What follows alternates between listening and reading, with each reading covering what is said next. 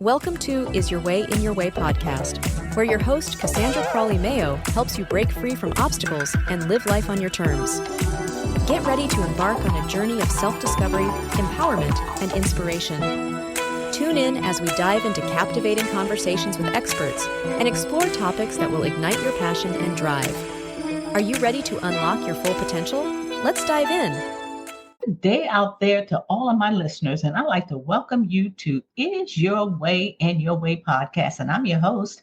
My name is Cassandra Crawley Mayo, and for those new listeners out there that have not ever heard this podcast, let me just share with you what it's about. It's for individuals who are what I say stuck because you know that it's something within yourself that you should be doing, such as maybe you want to be an author, maybe you want to be a coach, perhaps you want to change jobs, you want to be promoted, and you just have not been able to take action to do so. And many times when that happens, we have all these self-imposed barriers that's preventing us to do that. So whenever we talk about, these are some topics that we talk about related to what I say, self-improvement, business improvement, self-reflection. This will enable you to maybe self-reflect on some things. And I am always prayerful that it's something said in one of my podcasts with my special guests that it'll be something for you to like, wow, it's like an epiphany. I got it. And you know what? I'm going to take this step forward. And I'm so glad that I had the opportunity to listen to this podcast.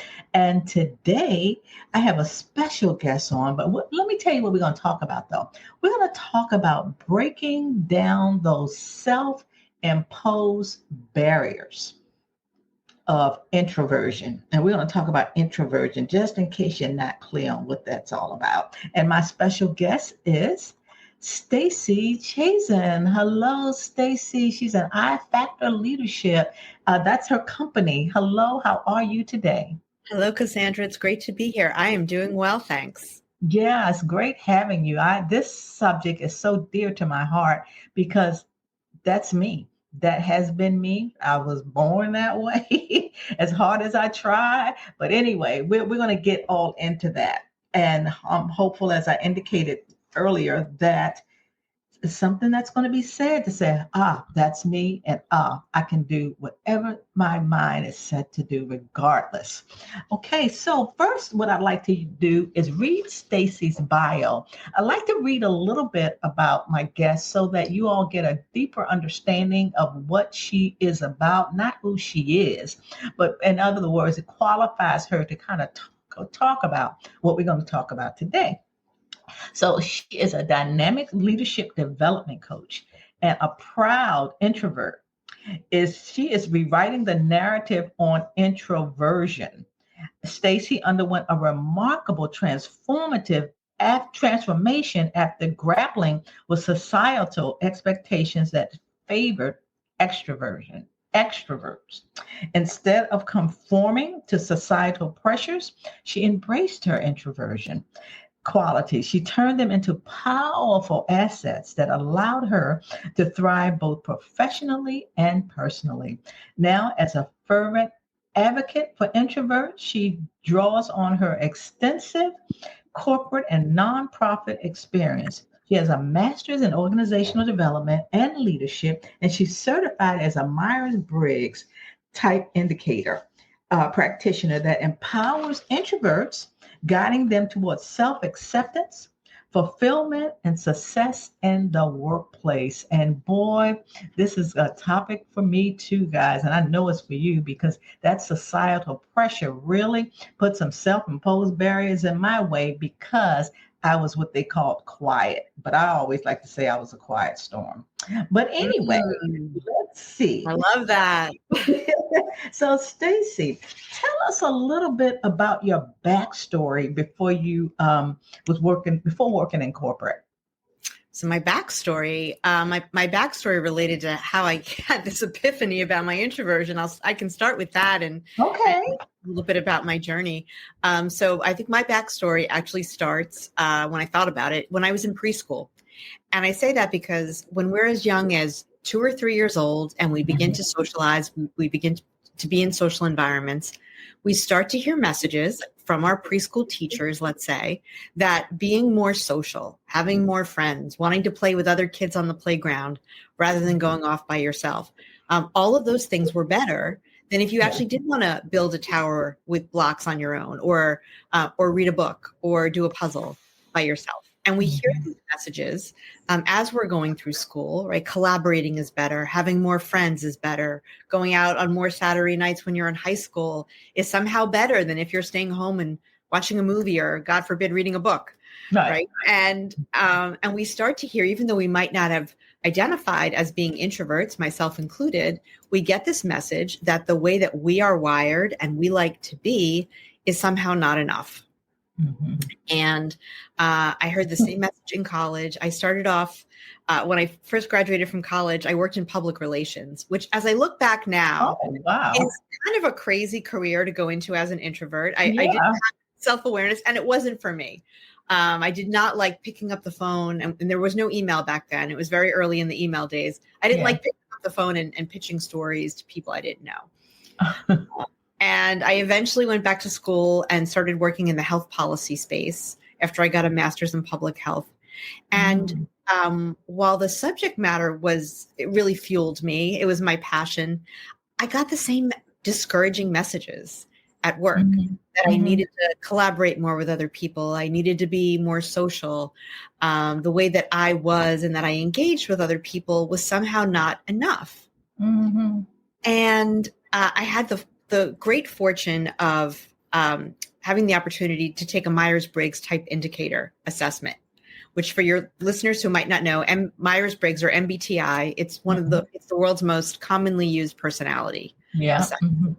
Yes. And one of the dimensions it shares with you is whether you are introverted or extroverted. And for your audience who might not be familiar with those terms, right? When we're talking about introverted versus extroverted, what we really mean is how we're gaining and losing energy with the world. As an introvert, I tend to, and most introverts tend to, be fueled by time spent alone or time spent with just one other person, having the opportunity to go deep in some subject matter areas, to really sit with topics and let them marinate and be thoughtful. And that's what fuels us. While people who are extroverted are energized by engaging with others, thinking out loud, doing the collaboration, all that stuff. That's right. So I took this MBTI assessment. I said, oh, that's who I am. And it didn't just tell me that's who I am, but it shed light for me on what about being an introvert actually makes me pretty great, and makes all introverts great. That we have these, we're deep thinkers, we're analytical, we're empathetic, so many traits that I can talk a little bit more about. But I started going down this path where I had a lot more self-awareness of what made me strong. And I realized that a lot of that was rooted in my introversion. That's good. I love this topic because I too, listeners, I am an introvert. And I was sharing with Stacey before she came on how it really impacted I say self-inflicted barriers on myself. I didn't think I was good enough. I felt if I said something, no one would listen to me. And they didn't actually. Someone spoke louder and said the same thing I said, but differently, and they would listen to. And if I spoke up, I'm like, wow. So I just was like, and you're right. I love the part about the energy. I don't get it. Well, let me ask you this.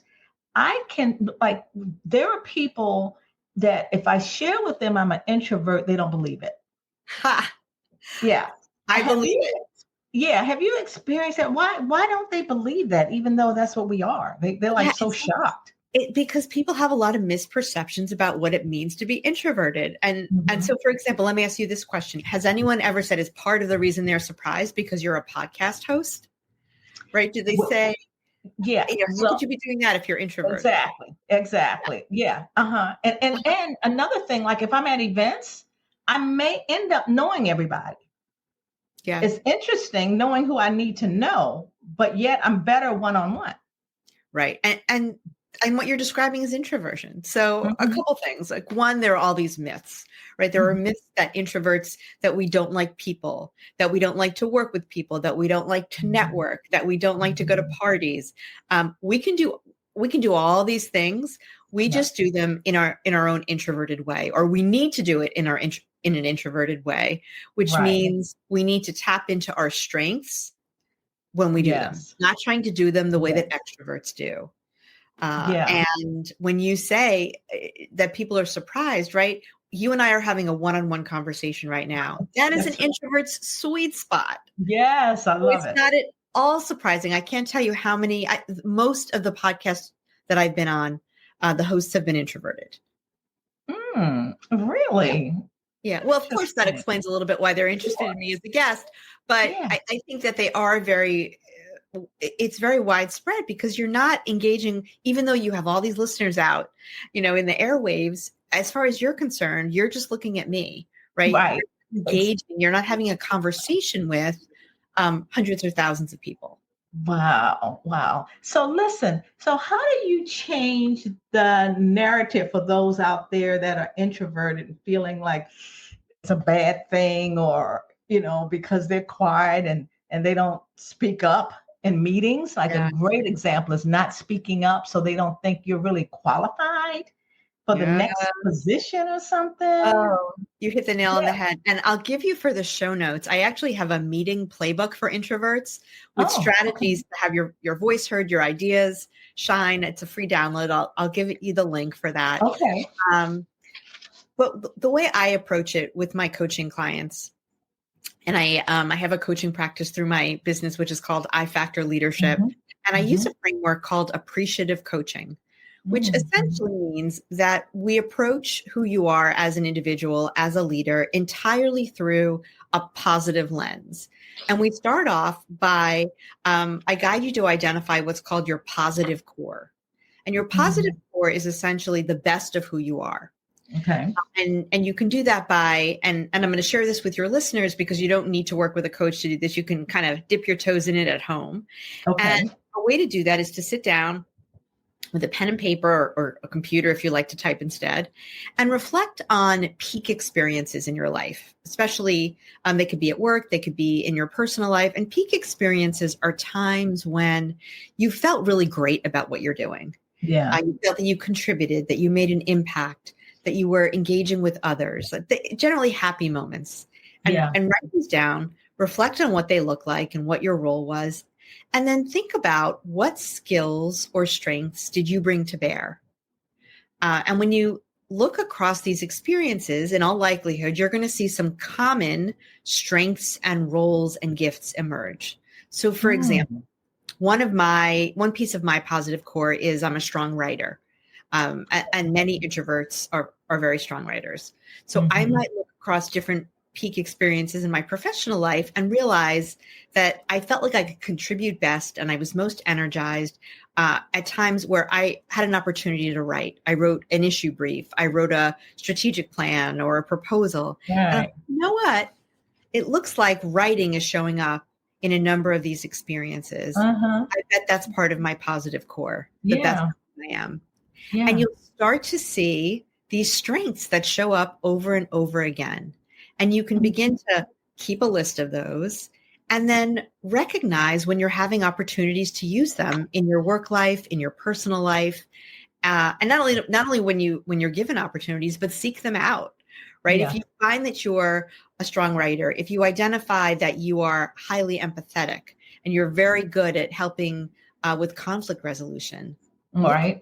Opportunities to mediate or to create a mentoring program, set up a peer-to-peer support program, opportunities that let you use that empathy, for example. Because you're pretty great. You just sometimes need to sit back and reflect on the fact that you've made all these wonderful contributions and what set you up to do that. Wow. Your evidence-based coaching and framework is empowering. How is that? It's empowering because it's entirely rooted in the positive.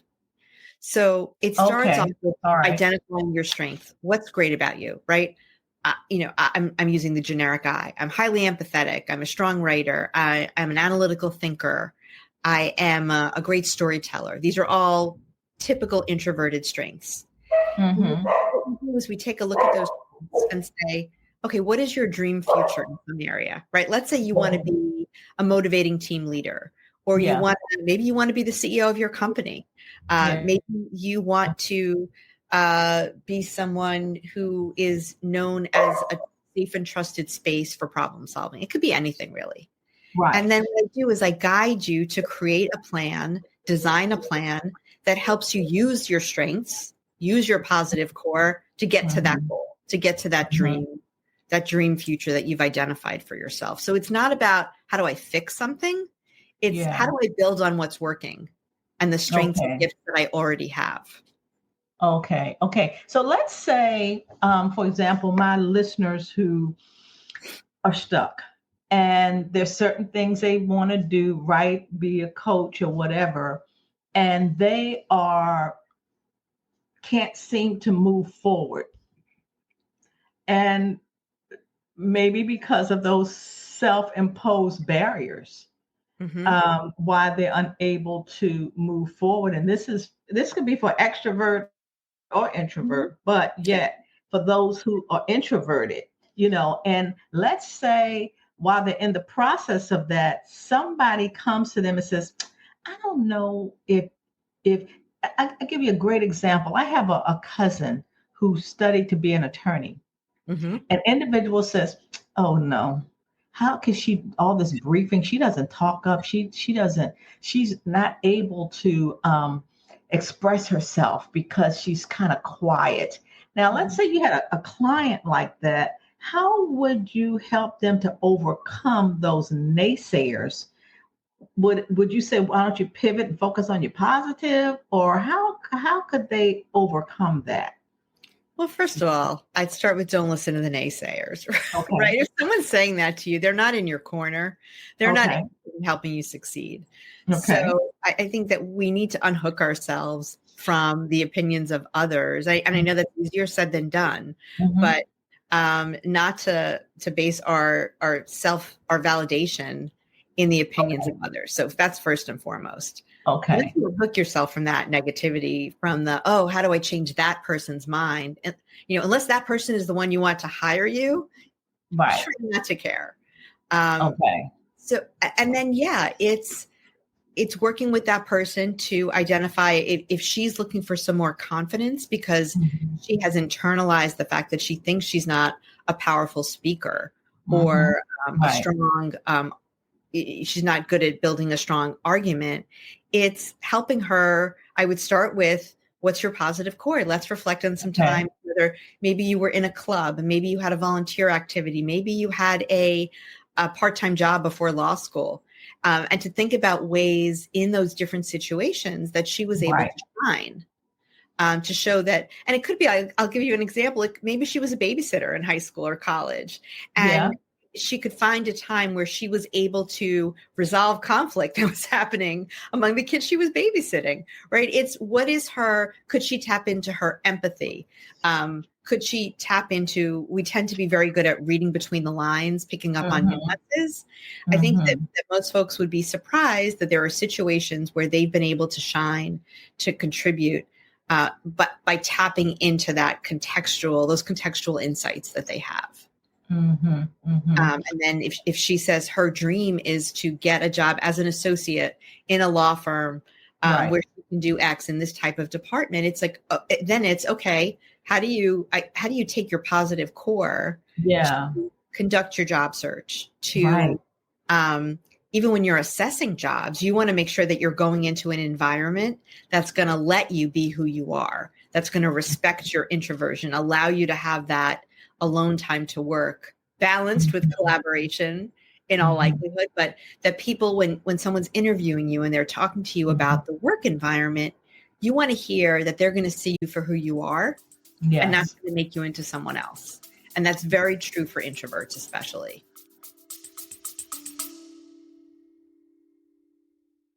Ready to design your dream life? Join Cassandra Crawley Mayo's Create and Design Your Best Life workshop. Break free from self-doubt and obstacles and step into a life of purpose and fulfillment. Click the link in the description to register now. Don't wait. Spaces are limited. Start living your best life today. What do you think about let's get into the job or career, and that's a skill. I'm calling a skill, an introvert. That's who you are. What do you think about sharing that? Maybe not during the interview, or maybe you can, but let them know in the beginning about you. Like for example, is it okay, you think, to say, in meetings, I may not speak up because of this, but I will, and just kind of share with them maybe your expectation and what they're expecting of you, for them give you the opportunity to share what's your Myers-Briggs. Well, you can say, well, my Myers-Briggs says I'm an introvert, but just to bring that up. What do you think about that? That is a fantastic question. And you've hit the nail on the head in how you've suggested an answer. And so I think of it as, should you confess your introversion, right? Do you want to tell people that you're introverted? Right. Here's where I currently stand on that.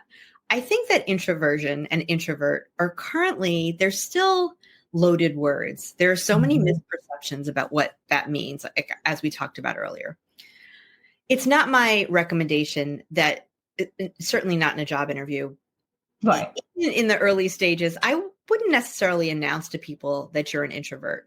However, I 100% agree with what you said, that you need to let people know how it is you operate. Like, what's your operating manual, and how is it that you are going to do your best work? And one of the things I recommend to teams is that the first time a group comes together, whether on a new team that's formed or you're coming together on a new project, is for everyone to go around the table, whether it's on Zoom or an actual table in an office, and share with the group, what do you want everyone else to know about what you need to succeed?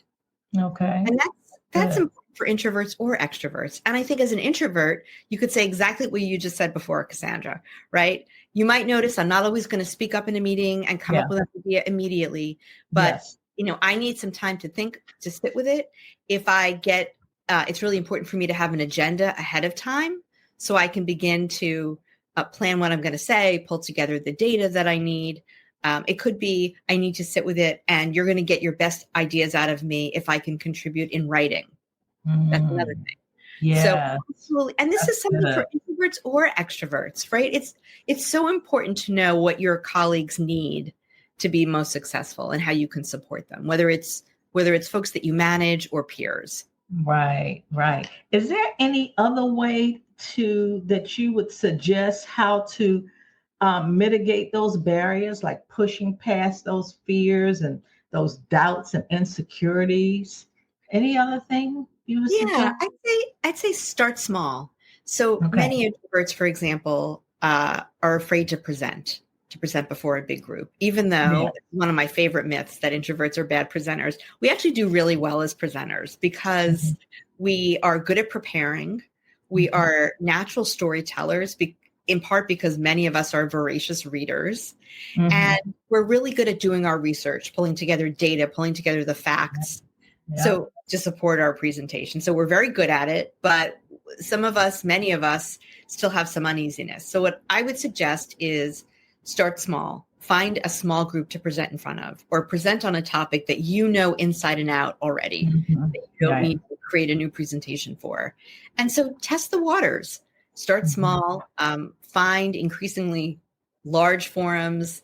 Find subject areas that push outside of your comfort zone a little bit. And the more you do it, the more comfortable you'll get with it. Okay. Now, did you say, like in the beginning, we were like, well, I'm an introvert. You're like, I'm an introvert. Like, so it's only two of us? And he said, oh, just imagine how many introverts there are. Yeah. Well, about half the world is introverted. It really is 50, but introverts are significantly underrepresented in senior leadership, in corporations. Only 2% of senior executives identify as introverts, which is kind of crazy. Wow. And I think the other thing is, I think that people underestimate how many introverts there are in the world, because many introverts, and I used to be this way, think they have to pretend to be extroverted.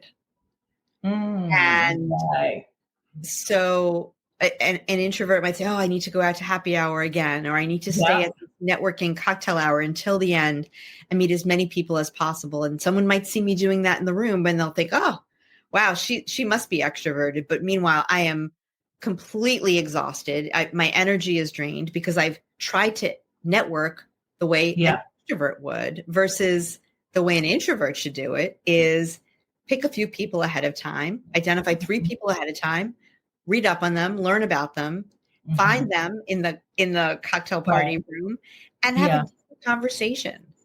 Yeah. And it's going to be a lot more successful for you to forge a relationship that's likely to lead to something without draining your energy. Right. That's very good.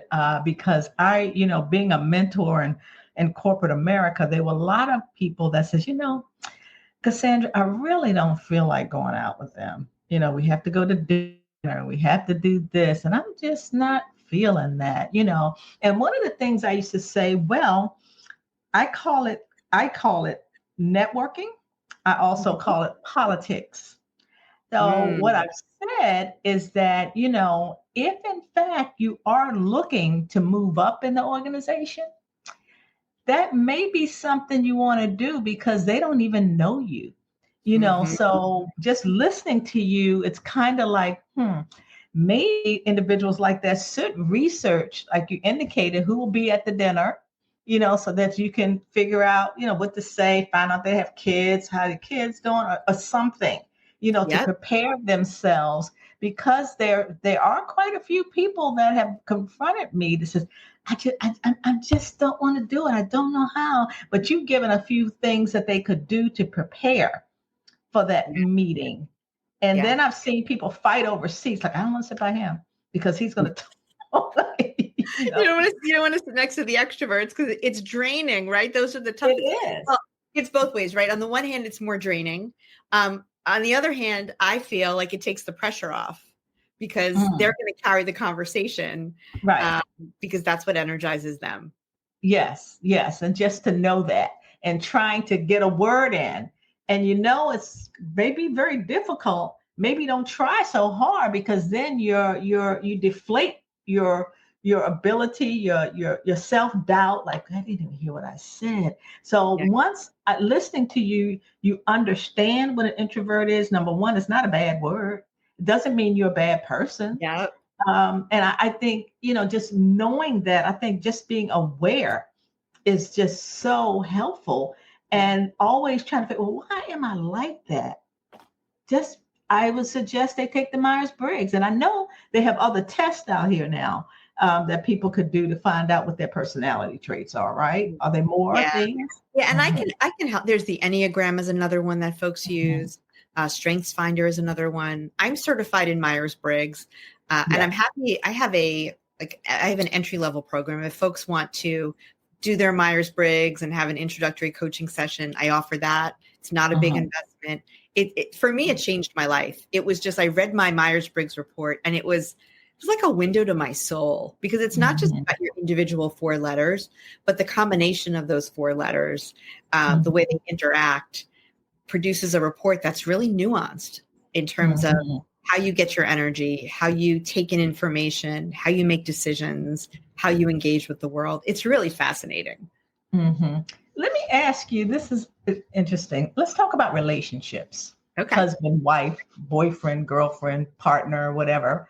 One's an introvert and the other's an extrovert. Any studies that you found, does that work, or is it a such thing as work, or what do you think about that? my husband's an extrovert, I will say. Okay. We have a very strong and happy marriage. I don't think there's a formula to it. I think, like with any personality characteristic, right? One spouse is neater, one spouse is messier, right? That kind of thing. I think the biggest thing is you learn about your partner's strengths and how you can benefit them, so to speak. So let's say when we travel, he's the one who will ask the cab driver questions, whereas I just want to sit in the back seat and, look out the window and take it all in. Right. So I benefit from his extroversion in that way. And there are other instances as well. We'll be out at a social event. He's the one who'll take the lead on meeting new people, which is really nice. Right. So, and then you balance, right? If one partner is extroverted and likes to go out and be more social, and one likes to stay in, you can compromise, right? Meet somewhere in the middle, or maybe there are times where your spouse, your partner, socializes with their own friends without you, and you can have your own time at home recharging, and you make it work. Exactly. Okay. Because I'm certain that's two introverts getting together. They'd be like, well, can we do something? So it works too, right? You adapt, and you learn your partner's strengths and how they're wired, and over time you come to a happy medium. Okay, that sounds good. That sounds really good. So we were talking about, there was a productive hacks for an introvert. Yes. What are those? So I have a guide. If you go to my website, ifactorleadership.com, I have a guide called Daily Productivity Hacks for Introverts. And the idea is, how do you achieve more with less stress? And I created this because most workplaces are designed with extroverts in mind, meaning that extroverts tend to be rewarded for their work, and they're energized by the way workplaces are set up and days are structured. So if you're in an on-site workplace, there are open office layouts, there are cubicles, there are expectations to, if you want to go to the fridge or you want to get some water from the water cooler, you're engaging with other people. We typically have back-to-back meetings, in-person collaboration. It's really draining for introverts. It's energizing for extroverts. So I included a number of strategies that you can do to set up your workday and your workspace so that you're not drained in that way and you can be more productive. So I'll give you an example. One of the things I recommend is something called task batching. And task batching means that you block times of your day when you're going to engage in a certain type of work. And a certain type of work could be administrative, it could be creative, it could be strategic. And focus on all the tasks that fall into that category for that period of time to the extent that you can. Rather than switching back and forth, going between administrative, creative, strategic, supervisory, all these things. Because introverts in particular, when we switch between these types, it tends to drain us more. We lose more energy. So by task batching, you can eliminate that energy drain, or at least reduce it significantly. Wow, that's interesting, because I remember working in corporate, and I was responsible for a lot of people. Yeah. And man, did I get drained. And I was like, oh my gosh, and I had to work hard. But listening to you, if I would have done certain things would have been better for me, and not even drained, but you get to a point where you burn out, and you're not as effective or as productive. Introvert burnout is a big problem. It's a big issue. And it leads to we get psychological symptoms, emotional symptoms, physical symptoms. And that's when our energy drain over time, right? In any given day, maybe you'll be more drained than energized. But if you have an energy deficit consistently over time, it leads to burnout, which can affect our health and emotional well-being. Yeah, exactly. And that was me, oh my gosh. And then some days, it just depends on what's going on. But I just think this conversation is good for individuals that are stuck and thinking, job isn't for me. I now I understand why I'm like I am. Not that it's a bad thing, but just that awareness really, really helps a lot. And I like the task batching.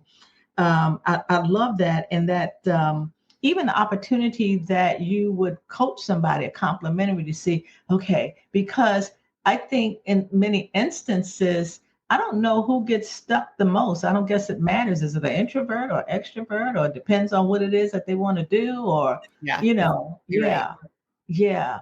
So suppose somebody wants to do something different, but they're stuck in moving in their career. Like, I'm done with this. I want to do this. Any advice or how to support or empower people to get unstuck? Because a lot of times I think that we are in a society that we're not doing what it is that I believe we're ordained to do. We're doing this because we need the money. We got a family. And I get that, but how draining, how ineffective that could be, how draining it could be just for living, because life gets tough, no one's excluded from that. What do you think, or anything you can share with the listeners to help them get unstuck with these self-imposed barriers? Yeah. Well, I think reflecting on your peak experiences, like we talked about earlier, is a good stepping stone for that. So think about, maybe you're not in the type of job or the type of or exact career you want to be in, but right. I would guess that whatever career you're in, whatever job you're in, you've had some peak experiences. So when in those roles, did you feel great about your work? Did you feel like you were making a difference? Did you feel like you had the opportunity to bring your gifts to bear? So that people could benefit from your strengths and your passions and your experiences. And I think oftentimes when you look at those, you're going to identify the type of work that might make you a lot happier. So, for example, you're a great problem solver and you're currently working in customer service, which I don't think I'd ever want to do. You're working in customer service, and it's not, when you're looking at it, you're like, this is not how I want to be spending my life.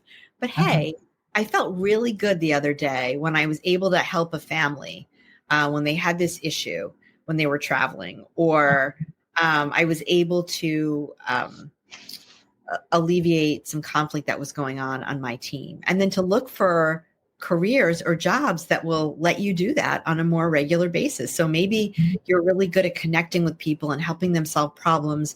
Maybe a career in social work is right for you, and you can think about that. So to reflect on, when have you felt great about what you've done, what you've contributed, and how can you find a job or career that lets you do more of that? Right. Now, this is my last question. I'm thinking about you being a leadership development coach. You aren't always a leadership development coach. What inspired you to say, I'm not going to do this anymore. I'm going to be a leadership development coach? What was it that you made up your mind, this is what you're going to do?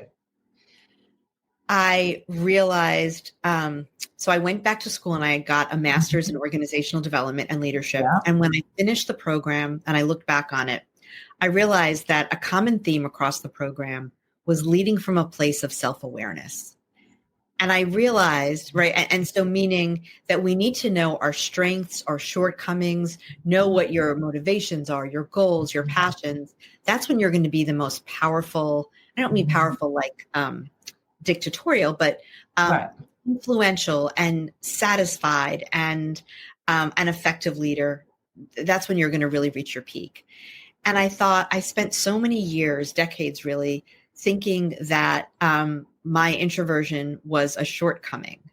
And once I had that self-awareness that it was actually a gift, doors opened up for me. And when I finished this program and I had that realization, I decided I want to help other people who are introverted come to that realization a whole lot sooner than I did in my life. So that they're not wasting years, wasting decades, lamenting that they're introverted, trying to be something they're not, but tapping into their strengths so that they can find their happiness, their true place in life, their sweet spot a whole lot sooner than I did. Wow. That's great. Yeah. Wow. Great advice, tidbits, nuggets. How can my listeners get in touch with you? They can find me at ifactorleadership.com. And if you go there, there's a link to schedule a free 30-minute introvert career strategy call. They can also learn about, I have an online program. A lot of introverts like to learn on their own, not engaging with other people. So I have an on-demand program called the Introverts Leadership Formula that guides introverts to become more powerful and confident communicators. To prevent burnout, like we talked about. And how do you actually ask for a raise, a promotion, a new job in ways that make it hard for someone to say no? And it's all rooted in your strengths. All of these things are, how can you tap into the best of who you are as an introvert and all around human to be more successful, get the recognition that you've earned, and be happier in your job and life. Oh, that's beautiful. That's beautiful. The show notes, what was it that you want me to make sure I put in the show notes? I'm going to give you a meeting playbook for introverts. Okay. 10 strategies to have your voice heard and your ideas shine. Okay. And I will also give you, we were talking about networking and conferences. I have a conference survival guide that has a number of strategies folks can use when you're going to a conference, when you're planning to network. How can you do all these things in ways that are not going to drain your energy and are going to help you to make impactful connections with people that you can back home and grow from and use in your work. Right. And all that's on your website. It is. Yeah. Links to those downloads they're going to be added to my website shortly. So I'll give you the direct links. Okay. Perfect. Because I want to definitely make sure that goes in the show notes. Well, you have definitely blessed me with a lot of information in regards to my personality.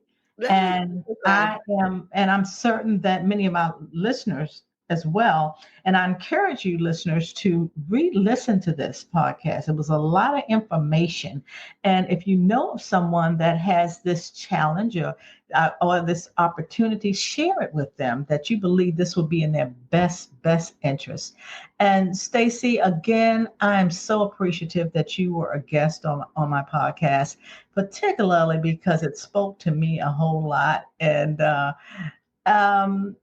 I guess I learned when I'm supposed to learn. You know, I'm not going to beat myself up because that's how it was. But I love what you said about you being awareness leadership. That's a powerful thing. Once you can become aware, a whole lot can change. Yep. Very powerful, critical first step. This was such a pleasure, Cassandra, to speak with you. Thank you. Thank you. And my listeners, as I always say, bye for now. God bless. And you'll see me soon. Bye for now. Hey, thanks for listening. If you've been enjoying our empowering conversations, make sure you don't miss out on future episodes of Is Your Way in Your Way podcast. Stay in the loop with all the latest episodes. Join our mailing list over at CassandraCrawley.com. And before you go, hit that like button, share with your friends, and subscribe now. Until next time, let's get ready to live your best life.